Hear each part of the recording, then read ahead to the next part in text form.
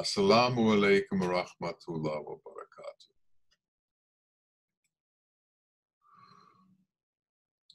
We are setting forth the intention to go on the path towards Allah. We are proclaiming that the straight path is the path that we wish to be on. Yet we live in this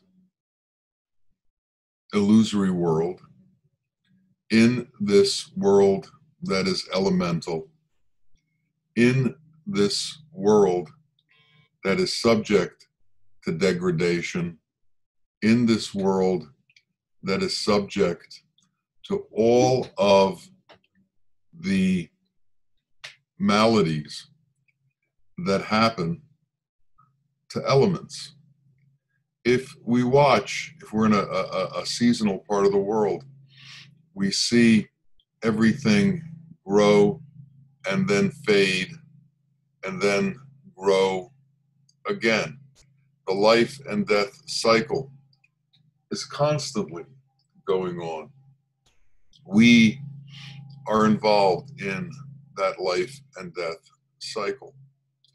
Also, we have many obligations and duties within this elemental world. Allah has no wife or husband. Allah has no children. Allah doesn't have a job or a way to make money.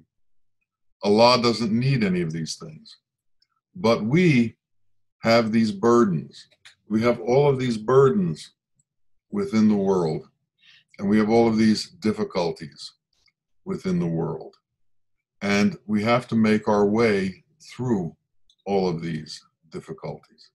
So we have to ask Allah to help us while we are still within this body to make our journey through this illusory world easy for us, to provide guidance for us on this journey. Because as we go through the illusory world, we then step into the world of reality. But if the illusory world is too difficult for us, it brings us into a situation where we are stuck in the problems of the illusory world and have great difficulty rising above them.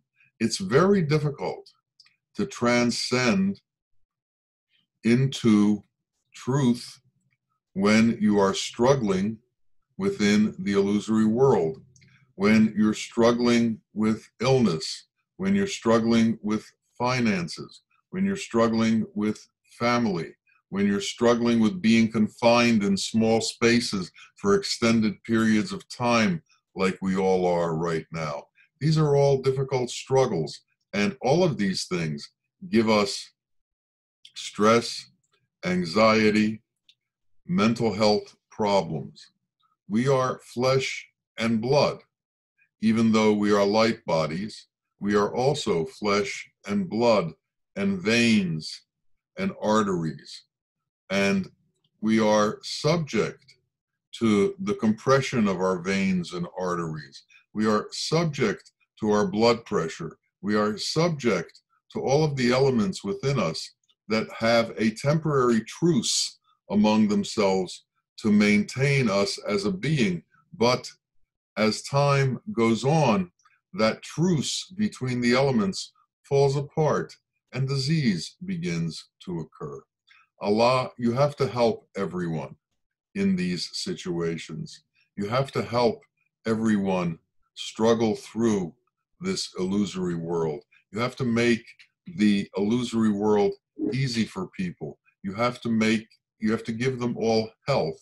You have to give them all prosperity. You have to put them all in a place that is easy for them so that they can concentrate and move towards you.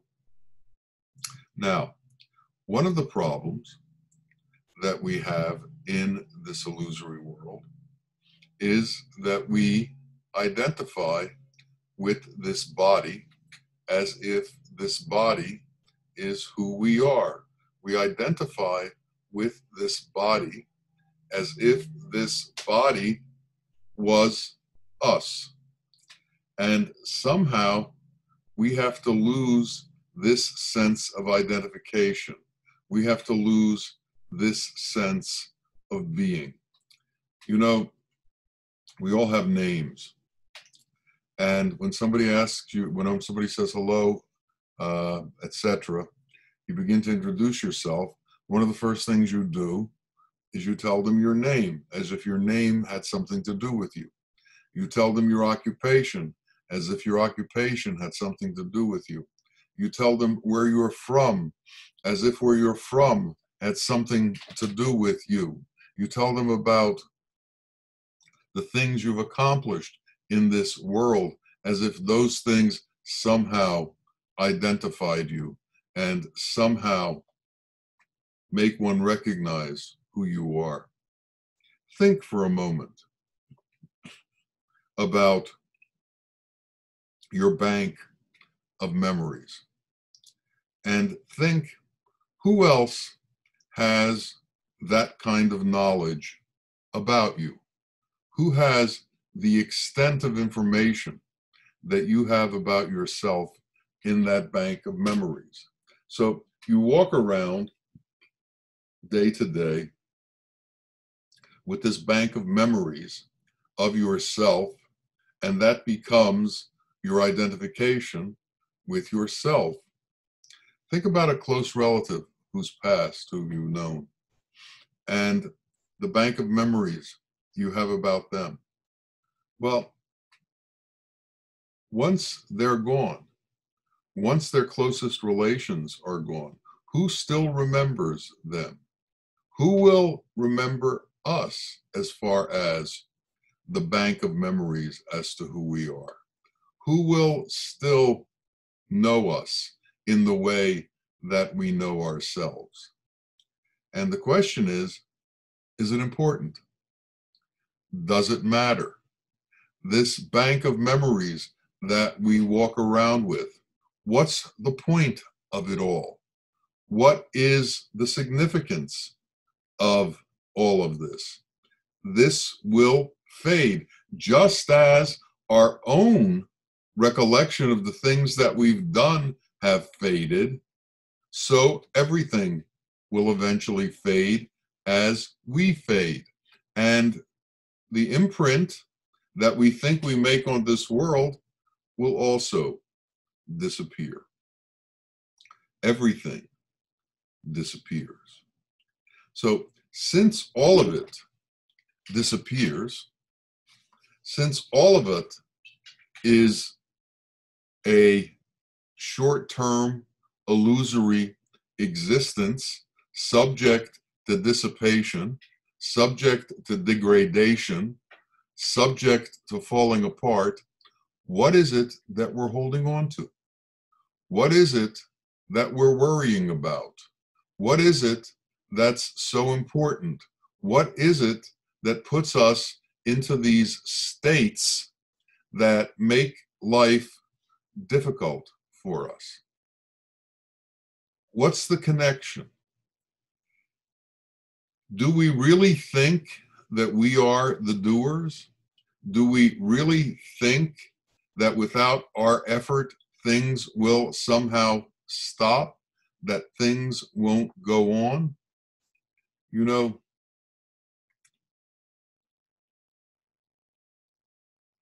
people die every day, and things go on. Things go on as if they were never there. The recollection stays for a few days, a few months, maybe even a few years. And then all of that disappears and a new cycle is started again. We need to escape from this cycle of birth and rebirth. We need to escape from this cycle of existence. We need to escape from this need to resist giving up ourself. And somehow we have to accomplish this in this lifetime. We have to break that connection to the importance of who we think we are. There's an expression in English, he's a legend in his own mind. Well, all of us are. All of us are legends in our own mind. And we all have this huge number of examples of our life and what's gone on and what is going on. We have this past and we have this future. And we are constantly traveling between the past and the future in our mind, because the mind can't tell the difference. The mind isn't able to tell the difference between the past and the future. The truth is, there is no past and there is no future. There is only now. There is only this moment. Bao said, time is the skin of illusion. Someone else said that time was created so that we could separate events, so that everything didn't happen all at once and the illusion of separate events occurred. Now, living in this material world, it's very difficult for many people to get beyond this structure of form within this material world. And it's very difficult for them to formulate ideas that are outside of their senses, outside of what they can see, hear, smell, and taste, outside of what the intellect can fathom. So we have the intellect and what the intellect can fathom, but we also have something called faith. And all of us have learned about faith. There have been 124,000 prophets who were sent to the earth to teach us about reality in God's world, to teach us about the Hak, God's reality. Now, we can't see God, yet we are told that this one unseen God exists, and he is the master of all things. To the rational intellect, to the mind that needs proof of everything, this is not a sufficient answer to the questions that are presented. To the one who can enter into faith and believe what they're told by holy men without further proof, they enter into a different sphere than the intellectuals. The intellectual has to be able to figure everything out with his intellect, with his mind. The one of faith is at a place where he understands that there is a multitude of things that he doesn't know and he cannot know, and has the patience to wait to be able to find out.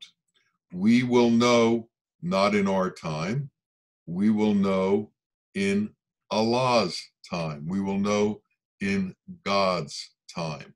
So the attitude towards existence by the intellect is that the mind needs to resolve all situations. The attitude towards existence by the one who has faith is that Allah will resolve situations, and what we don't understand will be resolved by Allah. So when we come into the situation where we have all this stress and anxiety and difficulty in the world, the intellect says that unless I come up with a solution to these problems, there is not going to be a solution to these problems. Unless I come up with some sort of answer, I am stuck in the situation that I am stuck in because there is no faith in the intellect. The intellect is full of doubt. The intellect is full of criticism and doubt and doesn't necessarily come to conclusions for the most difficult and stressful of situations. The one with faith says Allah has created this situation and Allah will resolve this situation, and I am willing to wait until that resolution comes about. In my experience, the only way to do away with this anxiety that this world is giving us and this stress that this world is giving us is through faith and through belief that Allah will put into our hands the solutions to all our problems. Allah will put into the hands of the doctors the vaccines that will solve the coronavirus problem, or the medicines that will solve the coronavirus problems. Allah will put into our hands solutions to whatever trauma or difficulty we are going through, and we will come out in a fine position and situation. We need to constantly remember that Allah's name is Rahman and Rahim. He is mercy and compassion. And who is he merciful to? Who is he compassionate to? His creation. So we have to have faith that that mercy and compassion will come to us and will take care of us and will resolve for us all of the situations that we have trauma about and that we are in difficulty about. To do this, we have to have the patience to allow things to go by and take the time that they need in order to be resolved without getting too involved. So, one of the maxims that our teacher gave us is act like you believe in the world, but don't believe in the world. So we should do our duty in the world as if it's important, as if it has meaning, and as if we are intent on getting it right. But in truth, we have to have our belief in Allah. In truth, we have to have our belief in God. In truth, we have to wait for that resolution to come. And we have to understand that the intellect is not the place where truth dwells. The intellect is an elemental force that deals with elemental situations and elemental forces. It doesn't deal with anything transcendent. It doesn't deal with taking us out of our torpors and out of our difficulties. It can't resolve these things for us. What happens in the world is as soon as one situation is resolved, another situation comes to take its place that you have to worry about. And when that one's done, another one comes to take its place that you have to worry about. There is no end to the worries that you are capable of projecting into the world. There is no stoppage to them, and there's just no end to any of that. Understanding that, knowing that, we have to find another solution. If the problems are never going to end, and if the problems are always going to be there, what is it that we have to do? What is it that we have to understand? We have to understand that we have to be detached from our worldly actions, and we have to act in a way that is transcendent to our situation. A Zen master once said, "There is no such thing as a transcendent man. There are only transcendent actions." What does that mean? It actually has a lot of depth to it. But it means that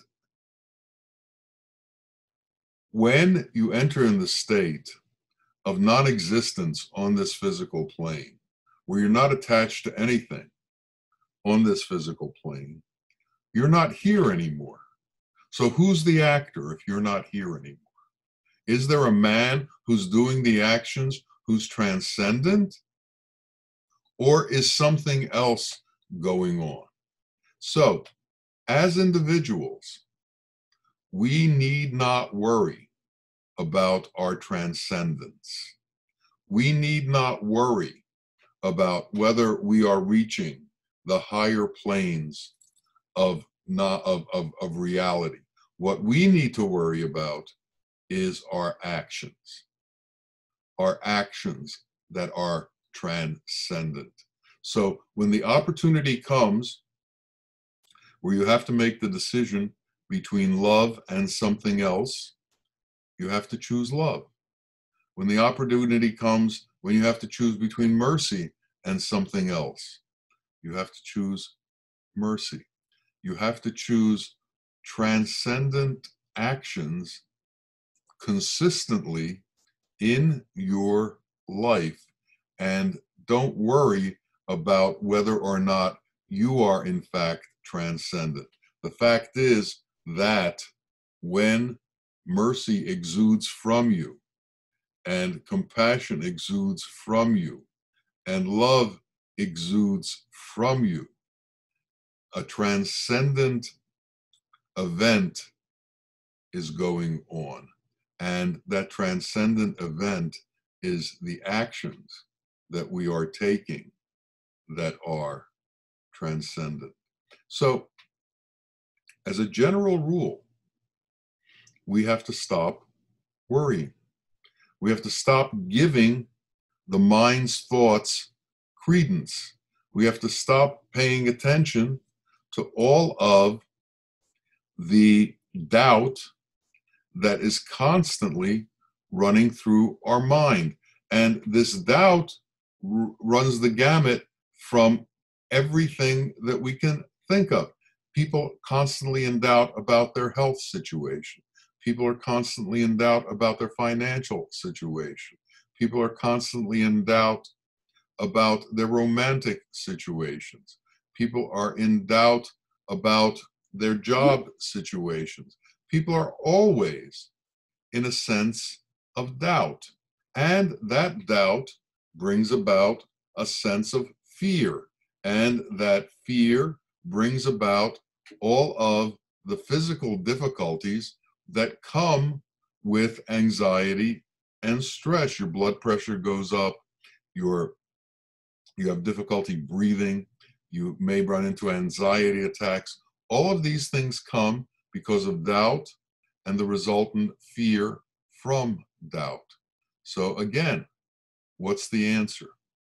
The answer is simply, we have to develop a faith-based approach to life, a faith-based approach to existence, a faith-based approach to all of the events that occur to us and that we anticipate occurring to us. It is good if we are able to stop anticipation of the future. You see, we don't know the future. So what is the point of worrying about the future? It's as if we are going into the future, creating difficult events for ourselves through worry, and feeling the pain of future events that may or may not occur now. So we're in the now. We feel the pain of those future events now. But those future events haven't happened, and Allah has promised us mercy. And if we have faith, we have the faith that everything will turn out well. So again, it takes us back to a faith-based attitude towards existence. And that faith is that our Father will take care of us. You know, when we're children, life is much more simple. We believe that our parents will take care of us. And in most situations, our parents do take care of us. They do the best they can to take care of us. And children feel very safe and secure when they are with their parents. When their parents go away for a period of time, children become frightened. Children become frightened with babysitters because they don't know them. Children become frightened with other people because they don't know them. They don't have that sense of security that they have with their own parents who they know they can rely on. They haven't yet established that sense of security with the stranger. We need to be able to establish that sense of security with Allah. We need to be able to establish that sense of feeling comfortable with Allah. And even though we don't see God, we have to have that sense of security that He is always with us, wherever we go and in every situation, that He does not leave us and He does not abandon us. He takes care of us at every moment. Do we not breathe? And who supplies our air? Do we not drink? And who supplies our water? Do we not eat? And who supplies our fruit and our food? You know, we see the rain and we see that it comes from clouds, and we think the purpose of clouds is to produce rain. Well, the purpose of clouds is to produce food and produce fruit. And imagine that if they didn't rain, could the trees go to the rivers to get their water?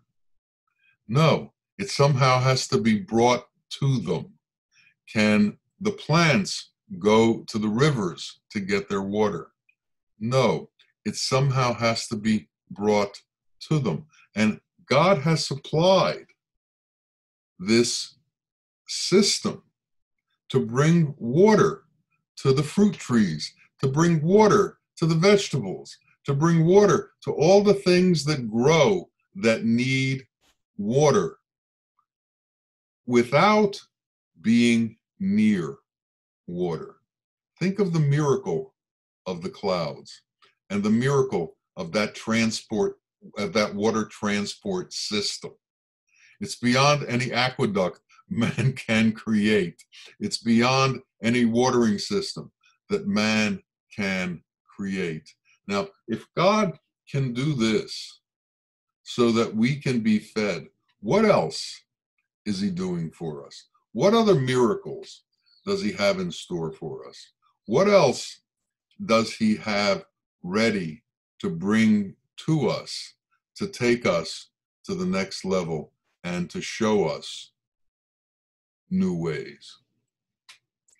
The man who is bound to his intellect is never going to be shown the miracles of reality.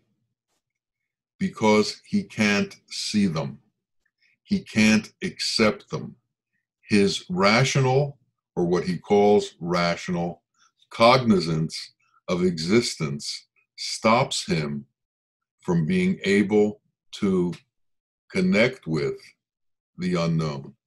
The man of faith, on the other hand, has no such limitations. Everything is possible for the man of faith. All of Allah's miracles are possible for the man of faith, because the man of faith doesn't put a limit on what is available. The intellect puts a limit on it, which is what it can understand. We know that there are many things that are beyond what we can understand.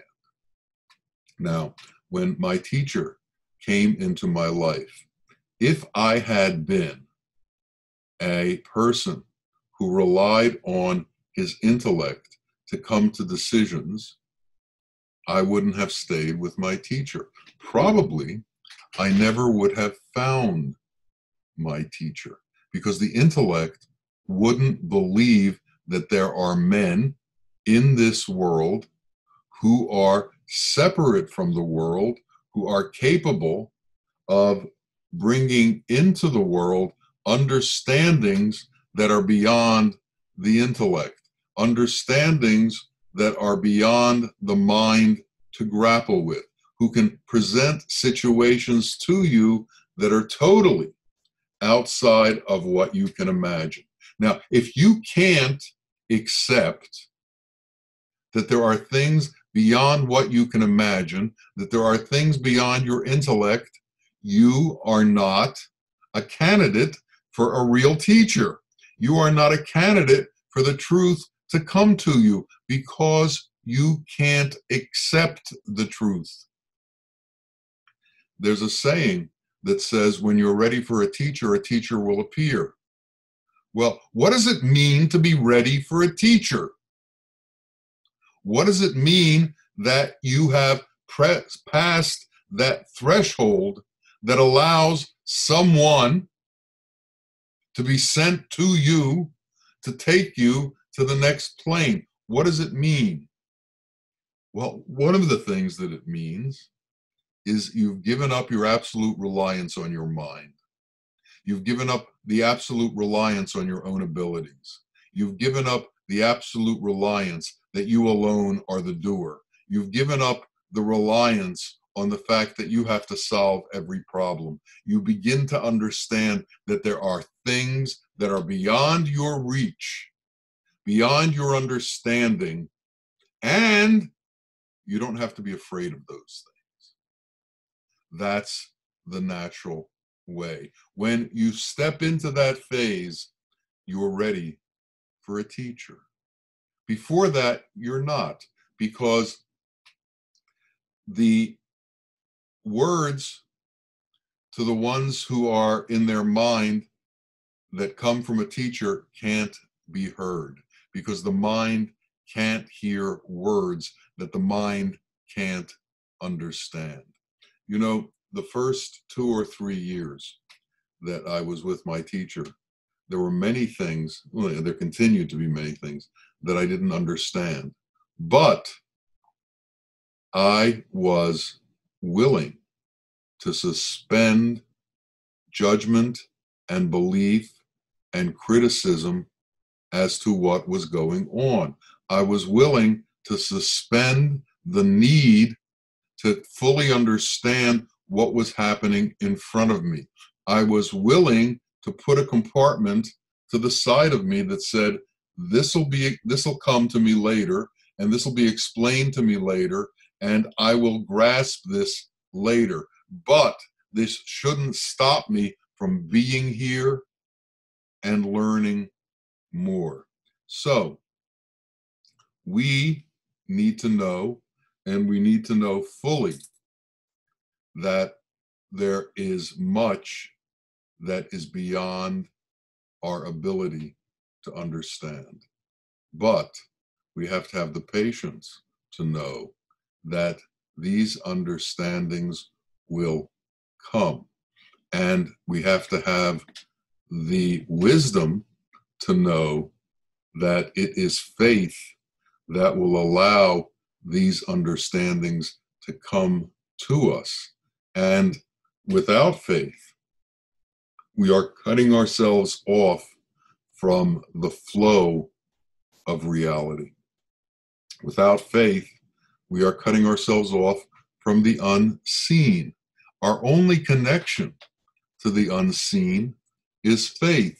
And if we don't have faith, we have severed that connection.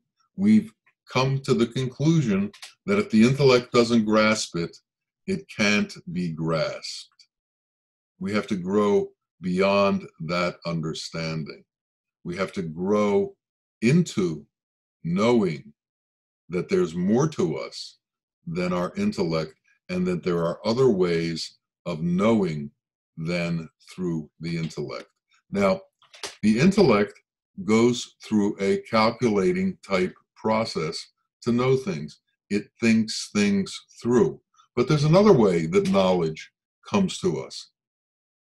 If we can become quiet enough, if we can become serene enough to be able to sit still in silence without being pushed to and fro, hither and there, because of our mind's manipulations, then knowledge can come to us directly, not from books, not through the mind, but through the reality of the resonance that exists all around us at every moment. If we believe that God is constantly with us, and that God is constantly with everyone else, is it a big stretch to believe that God can give us information as he wishes to give us information? And this information will come directly to us, bypassing the mind, bypassing the intellect, and come directly into our hearts. And that's the truth of things. If you happen to read Ibn Arabi, who is considered a great Sufi sheikh, in many of his treatises, he says that this information came to him. It was given through him, either through God or through an intermediary, and he was told to then disseminate this information to the rest of the world. But this information came to him. Now, this information can also come to you. You will be elevated into understandings that are without words, that are beyond description, that you just know but can't be expressed, like knowing that God exists. We can't explain this in words, but we know that it is part of who we are and the way that we are as a being, that our existence is dependent on this, and we are satisfied in that interdependence, and we rely on that as a basic truth in our existence, and we function from that point. It changes who you are when you begin to function from that point. So we need to spend time being quiet and allowing the resonance that exists all around us and surrounds us to influence us. And that happens when some of the noise from our mind ceases to a certain extent. Then we'll be open to those frequencies and we'll be open to those resonances. Ya Allah, make us fearless in this world.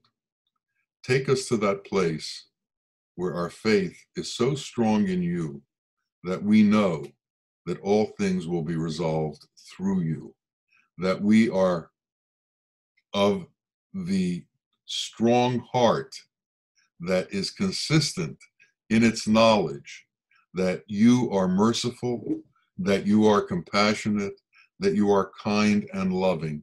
And this mercy, compassion, and kindness and love will be granted to each and every one of us if we allow you into our hearts, if we allow you into our being, and if we separate ourselves from this illusory world and the torpor that this illusory world takes us into. So Allah, end this torpor that we have with illusion, end this love affair that we have with illusion, end this attachment that we have with illusion, so that we can enter reality and enter into the truth. Break open our hearts and let the light of your truth enter into us, so that the light within us knows that light, and those lights are intermingled. Allah, bring us to that place of light and that place of true understanding of reality, and break the shackles that bind us to this illusory world. Break our attachments to this illusory world. Break the slavery that we have to this illusory world and the various ways that it ties us in knots and doesn't allow us to be free. Bring us into the realm of freedom. Bring us into the realm of your joy and your truth and your understanding of things. Let us see that reality. Let us know you. Let us know the ones who are close to you. Let us know what it is that we need to know to break ourselves free from all of the illusion that binds us. May you do this for each of us. May you do this in the name of your prophets, in the name of the holy ones, and may you do this quickly on behalf of each and every one of us. Ameen, Ameen, Ya Rabbil Alameen. Assalamu alaikum wa rahmatullah wa barakatuh.